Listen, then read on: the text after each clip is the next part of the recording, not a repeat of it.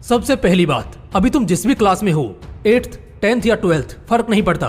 फर्क पड़ता है तो सिर्फ इस एक बात से कि तुम आज कितना पढ़ रहे हो और जो तुम पढ़ रहे हो वो तुम्हें याद भी हो रहा है या नहीं। मैं ये क्यों बोल रहा हूँ, शायद तुम्हें इसकी अहमियत का अंदाजा नहीं है। चलो मैं तुम्हें कुछ दिखाता हूँ। अभी उस लम्हे को अपने दिमाग में इमेजिन करना जो मैं अभी तुम्हें दिखाने वाला हूँ। कुछ सालों बाद मान लो तुमने पढ़ाई तो कंप्लीट कर ली है, लेकिन तुम्हें अब कोई काबिल नौकरी नहीं मिलेगी। कुछ इक्की दुक्की छोटी मोटी नौकरियां मिलेंगी भी, तो इसके लिए तुम्हें दर दर की ठोकरें खानी पड़ेंगी। लेकिन इस वक्त तुम्हें इससे फर्क नहीं पड़ेगा, क्योंकि तुम्हारे ऊपर कोई जबरदस्ती नहीं कि तुम्हें जरूरतों के लिए कमाना है, और इसके लिए अभी तुम्हें कोई ब्लेम भी नहीं करेगा। लेकिन यही 4 से 5 साल बाद हर कोई तुम्हें ताने कसेगा। इनफैक्ट तुम्हारे घर वाले भी। तुम्हें खुद ही एहसास होने लग जाएगा कि साला क्या चाहते थे और क्या से क्या बनकर रह गए। इसकी सबसे बड़ी वजह है कि तुमने पढ़ाई कभी दिल से, मेहनत से और शिद्दत से की ही नहीं। अच्छा, कौन कहता है पढ़ाई फ्यूचर डिसाइड नहीं करती? मेरे भाई, हजारों में से एक आदमी के कहानी को सिर पर मत चढ़ाओ। अगर 10 लोग बोलते हैं कि बेटा पढ़ लो, तो ऐसे ही तो नहीं बोलते ना। तुमसे ज्यादा दुनिया देखी है उन्होंने, तभी तो ऐसा बोलते हैं। कोई माँ बाप नहीं चाहेगा कि उसका लड़का बहुत कष्ट करे, बहुत ज्यादा पसीने बहाए। तो अगर वो पढ़ने के लिए, मेहनत करने के लिए बोलते हैं, तो इसका मतलब है कि सच में इसके अलावा कोई ऑप्शन नहीं है तुम्हारे पास। रिसेंटली मेरी एक बंदे से बात हुई थी जो बहुत मस्त बंदा था। वो एक IITian है। उसने बैंक के एग्जाम को भी क्रैक करा है। खैर, जब उसका IIT मद्रास में हो गया तो उसने बैंक की नौकरी क्विट की। फिलहाल वो अभी 26 साल का ही है और वो एक बहुत बड़ी इंडियन कंपनी में जॉब कर रहा है, जहां उसका पैकेज करीब 60 लाख के आसपास है। उसने कई और भी स्किल्स में मास्टरी कर रखी है, जैसे machine learning, product managing, data science. और आज वो बंदा अपनी जॉब से इतना कमा रहा है जितना बहुत से लोग धंधे से कमाने की ख्वाहिश करते हैं। मैंने उस बंदे से पूछा कि भाई तुमने क्रैक कैसे किया, मतलब तुम कैसे पढ़ते थे, कितना घंटा पढ़ते थे और तुम्हारा क्या शेड्यूल था उस दौरान। अब ध्यान से सुनना, क्योंकि इसी सवाल में बहुत सारे स्टूडेंट्स का जवाब छिपा है, जो 50 बार 50 लोगों से सेम यही सवाल पूछते हैं कि भाई हमें पढ़ना कितना होगा। तो जब मैंने उस भाई को पूछा तो उन्होंने बताया कि भाई एवरेज में दिन भर में 10 से 12 घंटे तो पढ़ता ही था, और उस दौरान उस समय मैं कुछ और नहीं सोचता था। इनफैक्ट उन 2 साल में तो मुझको मेरे पड़ोसी तक नहीं जानते थे। मैं एक सादा सा फोन यूज करता था और एक कमरे में पूरा दिन पढ़ता रहता था। उन 2 सालों तक मैं अपने किसी दोस्त या रिश्तेदार से खास नहीं मिला। मैंने अपना बहुत ज्यादा समय पढ़ाई को दिया था। दोस्तों, इस जवाब को सुनने के बाद आप सभी को भी आपके अपने जवाब मिल गए होंगे कि भाई साहब अगर सच में कुछ बड़ा फोड़ना है ना, तो ताबड़तोड़ पढ़ाई की लड़ाई तो लड़नी होगी बॉस।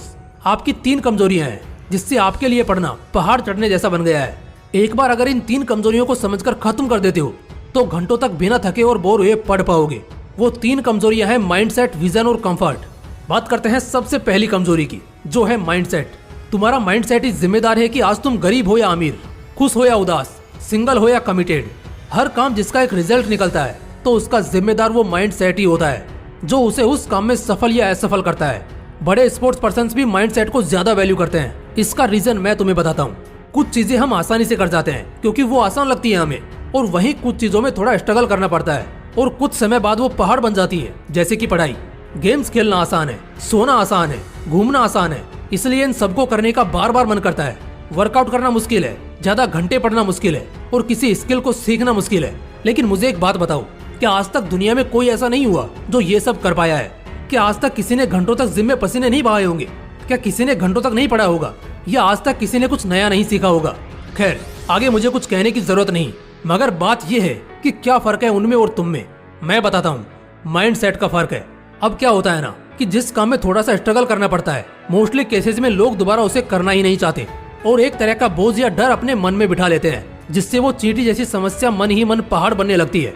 और अगर तुमने पढ़ाई को अपने मन में कुछ इस तरह से बना रखा है तो ये तुम्हारी गलती है। ऐसे में सबसे पहले अपना माइंडसेट बदलो। दिमाग में ये नहीं होना चाहिए कि पढ़ना हार्ड है, बल्कि ये होना चाहिए कि पढ़ने में ही तो असली मजा है। तो अब सवाल है, इस माइंडसेट को कैसे बदला जाए? तो इसका जवाब मिलेगा उस दूसरी कमजोरी को जानकर और उसे खत्म करके। दूसरी कमजोरी है लैक ऑफ विजन। मुझे एक बात बताओ, कोई इंसान अपना सुख और आराम छोड़कर पसीने क्यों बहाएगा? जब उसको कुछ मिलने वाला होगा तभी ना।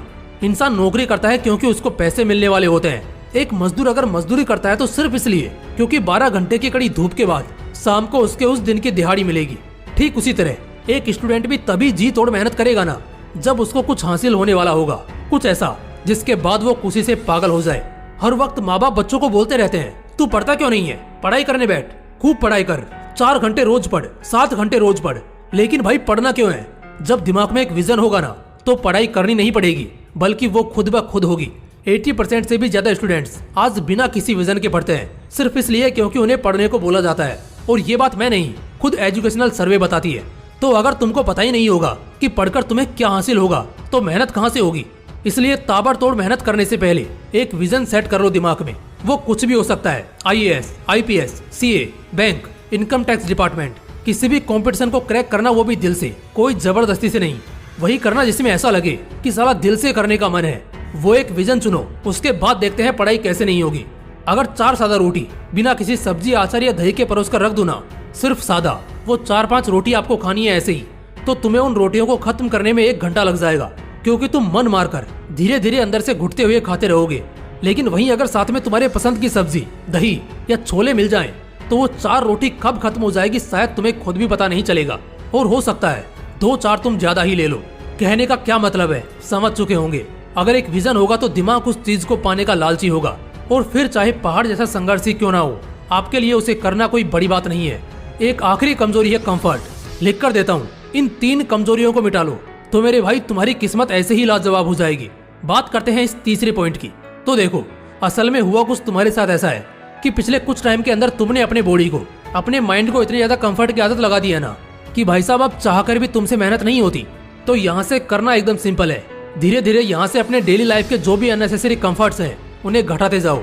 जो बेसिक है जैसे बेड, अच्छा खाना, सोफा, फर्नीचर, ये तो ठीक है, मगर वो जैसे स्मार्टफोन का कंफर्ट एक्सेस, दोस्तों के साथ पार्टी करना, दिन रात बेवजह बिस्तर पर पड़े रहना या फालतू बैठे रहना, इस तरह के कई कंफर्ट्स ऐसे हैं जो तुम्हारे मेहनत में दीमक बनने का काम कर रहे हैं। इन कंफर्ट्स को हटा दो। यही एक्चुअली थोड़ा मुश्किल है, इसलिए एक झटके में नहीं हटाना है, बल्कि अगर तुम रोज एटलीस्ट थोड़ा भी कोशिश करते हो तो 2-3 हफ्ते में तुम अपने 90% कंफर्ट से आजाद हो जाओगे। और जैसे ही ये होगा, मेहनत करना और घंटों की पढ़ाई करना, वो भी बिना समय देखे पूरे मजे से करना, तुम्हारे लिए चुटकी भर का खेल रह जाएगा। इसलिए दोस्तों, सबसे पहले तो पता होना चाहिए कि बीमारी क्या है, फिर उसका इलाज क्या है। और अगर ये पता चल गया ना, तो फिर थोड़े मोटिवेशन के डोज के साथ आप बहुत बेहतर हो जाओगे। दोस्तों, अगर वीडियो अच्छा लगा तो इसे लाइक करना और अपने दोस्तों के साथ जरूर शेयर करना। बाकी मिलते हैं नेक्स्ट वीडियो में एक नए मोटिवेशन के साथ। जय हिंद, जय श्री कृष्णा।